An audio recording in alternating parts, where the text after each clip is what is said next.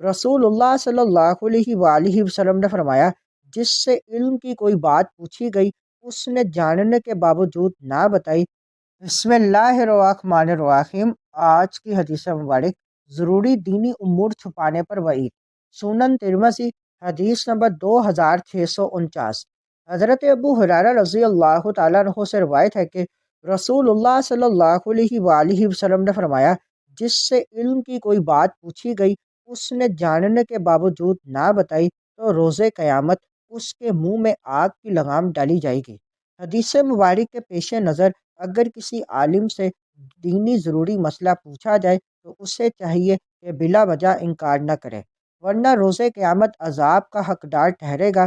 یہ وعید اہم اور ضروری مسائل شرعیہ چھپانے کے بارے میں ہے۔ کوئی حکمت نہ ہو تو فضول سوالات کے جواب سے گریز ہی بہتر ہے۔ اس حدیث مبارک میں رسول اکرم صلی اللہ علیہ وآلہ وسلم نے ایک نہایت سخت وعید بیان فرمائی ہے۔ جس شخص سے علم کی بات پوچھی جائے اور وہ جانتے ہوئے بھی اسے چھپا لے، قیامت کے دن اس کے منہ میں آگ کی لگام ڈالی جائے گی۔ یہ وہ سزا ہے جو علم دین چھپانے پر دی جائے گی، خاص طور پر وہ علم جو لوگوں کے دین کی ضرورت ہو، شریعت کے ضروری مسائل میں سے ہو، کسی مسلمان کی رہنمائی اور اصلاح سے متعلق ہو۔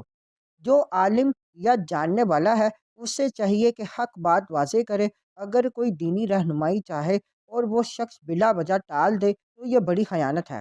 یہ وعید اہم اور ضروری مسائل کے چھپانے پر ہے، یعنی وہ علم جو لوگوں کو سیدھا راستہ دکھاتا ہے، عقائد، عبادات، حلال اور حرام وغیرہ۔ فضول، بے بنیاد یا بے فائدہ سوالات کا جواب نہ دینا بہتر ہے۔